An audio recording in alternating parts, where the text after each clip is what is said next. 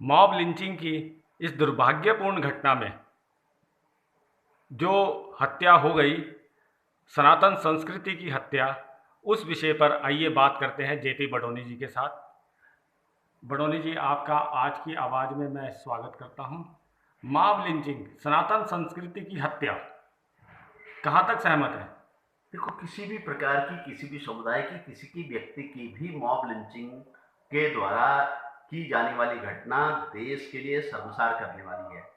यहाँ पर परोक्ष रूप से सामने आया है कि जिस प्रकार से दो संतों को पुलिस द्वारा अभिरक्षा में ला करके बाहर लॉकडाउन के समय रात्रि के 10 बजे जिस प्रकार से निहत्थे संतों को और उनके ड्राइवर को पुलिस द्वारा भीड़ को सौंपा गया और भीड़ के द्वारा लॉकडाउन के समय रात्रि में एक स्थान पर 100 से अधिक लोग कैसे जमा हो गए और भीड़ ने ये तांडव पुलिस के संरक्षण में कैसे कर दिया, यह चिंता का विषय है। और महाराष्ट्र सरकार और पुलिस प्रशासन पर वास्तविक रूप से इसे अपराध और जघन्य अपराध की श्रेणी में रखे जाने वाला यह कार्रवाई है।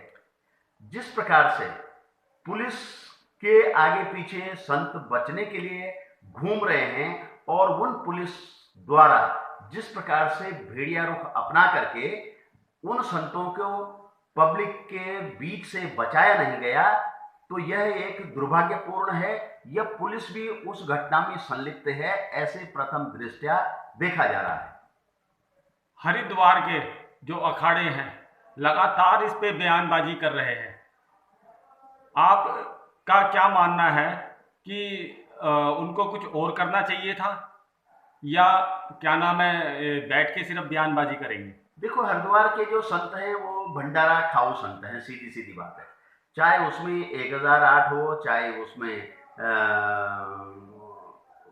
मतलब पीठेश्वर हो, चाहे जो भी हो, मंडलेश्वर हो, सीधी सीधी बात यह है कि आज जिस प्रकार से जानकारी में यह आया है कि वह जो संत थे जिनकी मॉब लिंचिंग हुई, वह जूना अखाड़े से मिले हुए थे और जूना अखाड़ा का के द्वारा इस पर न तो भारत सरकार से बात की गई और न ही राज्य सरकार, महाराष्ट्र सरकार से बात की गई। योगी उत्तर प्रदेश के मुख्यमंत्री जो संत हैं, उन्होंने महाराष्ट्र के सीएम से बात की और इस घटना पर दुख जताया और महाराष्ट्र सीएम ने अपने स्तर से जो भी विचार होंगे उनके समक्ष रखे और उन्होंने स्पष्ट कहा कि ये जो है मॉब लिंचिंग है, इसे राजनीतिक और धार्मिक रूप न दिया जाए। बिल्कुल सही कहा उन्होंने। लेकिन अगर गेरुए वस्त्रधारी किसी संत की हत्या पुलिस की अभिरक्षा में हो जाती है या पुलिस द्वारा उनको, उस भीड़ को लॉकडाउन के समय जनता के, खुली जनता के सामने जो एक मर्डरिस्ट हैं उनके सामने छोड़ देना, पुलिस पर प्रश्न चिन्ह खड़ा करता है। अखाड़ों के द्वारा केवल बयानबाजी से काम नहीं चलेगा। कोई भी मॉब लिंचिंग देश के लिए खतरनाक जहर है, ये समाप्त होना चाहिए और सभी भारतवासियों को यह सोचना चाहिए कि मॉब लिंचिंग की घटना एक हम भारत में जहर की तरह पैदा करते हैं।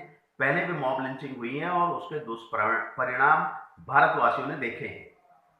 अब क्योंकि यह सनातन सभ्यता पे हुआ एक कुठाराघात है और इसको चर्चा में बहुत सारे लोगों से चर्चा हुई, वो इसको कोरोना वायरस से भी जोड़ करके रखते हैं कि जिस प्रकार से कोरोना वायरस में जमातियों को लगातार मीडिया द्वारा जो है केंद्रित किया जा रहा है, उसी के परिप्रेक्ष्य में किसी समुदाय द्वारा ऐसा अपराध किया गया होगा, तो वो बिल्कुल गलत है।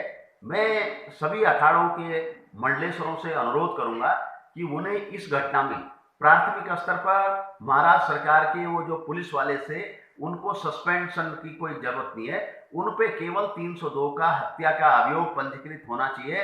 पहले संतों को ये रखना चाहिए सरकार के सम्मुख, उसके बाद वो जो भीड़ थी, लॉकडाउन की भीड़ थी, उन पे 302 का हत्या का मुकदमा लगे और लॉकडाउन अगर है किसी राज्य में तो उसमें इस तरह की भीड़ रात्रि को 10 बजे सामूहिक रूप से वहां पर क्या कर रही है, इस पे भी पुलिस की नाकारिता और महाराष्ट्र सरकार का नाकारापन स्पष्ट आता है। और अगर ऐसी घटना चल रही है या ऐसी व्यवस्था चल रही है, इसीलिए महाराष्ट्र के हम कोरोना वायरस के जो प्रभाव है वो ज्यादा देखते हैं। स्पष्ट है कि महाराष्ट्र सरकार इस पर खुले रूप से कार्य नहीं कर रही है, न तो वो लॉकडाउन का समुचित पालन कराने में सफल रही है। वो स्पष्ट लगता है कि रात्रि में इतने लोग उस स्थल पर कैसे एकत्रित हो गए और इसी का यही कारण है कि महाराष्ट्र में लगातार कोरोना पेशेंट की संख्या बढ़ रही है और मरने वालों में भी अत्यधिक संख्या बढ़ रही है। यह दुर्भाग्यपूर्ण घटना है और सभी संतों को इस पर महाराष्ट्र सरकार से एक अनुरोध यह भी करना चाहिए कि जो संबंधित पुलिस वाले उस समय मौके पे थे